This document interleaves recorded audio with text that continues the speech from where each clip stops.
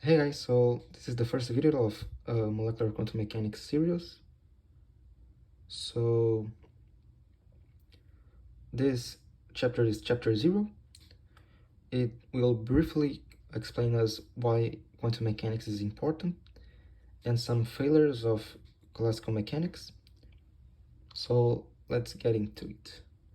So the chapter begins with black body radiation and the main characteristics, like what is black body radiation too. So we learned that in this chapter that black body radiation is the radiation in thermal equilibrium with a body that absorbs and emits without a favored particle of frequency. So like a pinhole in an otherwise sealed container. So it's the definition of black body radiation, and the black body radiation obeys the Stefan-Boltzmann law, which tells us that the excitance is equals to a constant times t to the power of 4, and excitance is equal to the power of the radiation over the area of the region. This is an important law. It appears on thermodynamics too. And the other law is the Wien displacement law, which tells us that the maximum wavelength is equal to a constant, which is 2.9 over t, which is temperature. So this is also important for correlating wavelengths to temperature. So these are the main characteristics of black body radiation. And the problem in this chapter is to find an expression for energy density or in function of the wavelengths, in terms of wavelengths. So energy density is the energy over the volume of the region, and I want to find an expression like this one here. So this symbol here is the spectral density of states and is a function of wavelength. And these two guys here try to deduce an expression, but they fail because they used classical mechanics. Like here, if we increase the wavelength, then the spectral density of states will be 0, and if lambda is next to 0, then the spectral density of states will be infinite, and it doesn't make sense. So Planck contribution was the quantization of energy. So the oscillators can only have some values of energy. This one here. So it's the Planck constant times the frequency.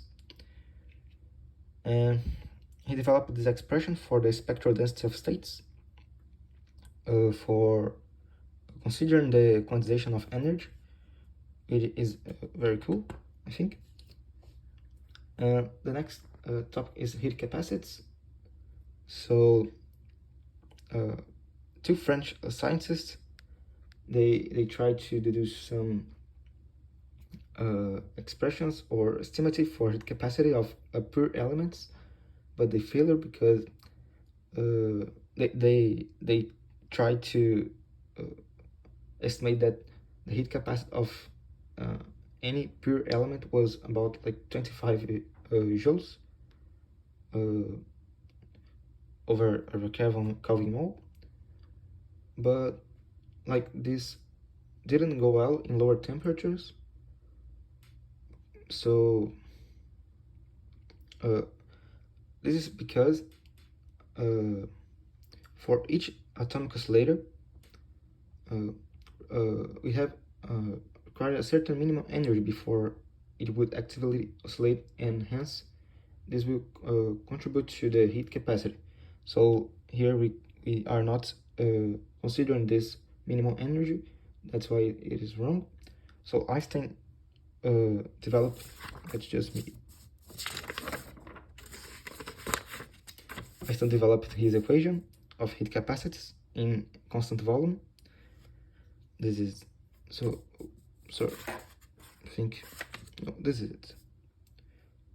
So, oh, it was on the other page here. This was the expression Einstein developed, so it's pretty big. And here in the halogens, in the petit de long equation, they only consider 3 times r, but here Einstein put a term of this minimal energy which is required to the harmonic oscillator to hit. So this term is really important. And here we are assuming that all the atoms oscillates with the same frequency, but a scientist called Darby deduced other expression in which the atoms doesn't have to be oscillating in the same frequency. This is the expression, and this theta d is related to the maximum frequency of the oscillations that can be supported by the solid. So this is pretty much this in heat capacity. And then we have the photoelectric effect, which is the emission of electrons from metals when they are exposed to ultraviolet radiation. This is the work function, the energy required to pull out electrons from the metal.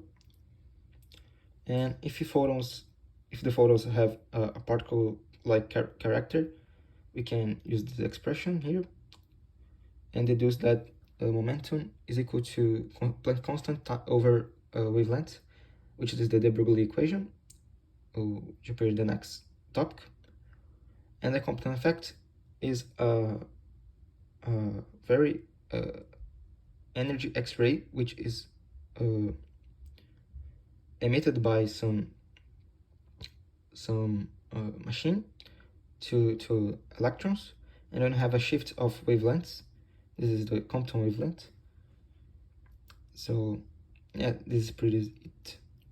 Here we have atomic spectra, because certain frequencies emit some colors, different colors, and this is the variation of frequency. This is the Mobley equation, the Hilbert equation, and this is the energy levels for the hydrogen atom, which is quantized for, like, this is the quantity number n. And then we have the duality of matter, which tells us that wavelength is a property of waves, but is also equal to a property of particles. So, like, a property of a wave is equal to a property of a particle. So we have a duality here, and waves are not, we cannot specify the position of a wave. So this is why the uncertain principle comes, because we cannot specify the position of a wave, and thus cannot specify the position of an electron if we know exactly the momentum of it. So this is basically the uncertainty principle, and that's it, the chapter 0. Sorry for my bad explanation, because my English is a little bit rustic, I think. So I'm trying to improve it, but as I'm recording these videos, I'll probably improve faster than usual. But this is it. I already I have seen these contents in high school, so this was like a review chapter, and the next chapter it will be like new contents. I'm a little bit scared because it has a lot of math, but I will try to stay calm and do my job. So this is it, guys. Thank you for watching. Bye.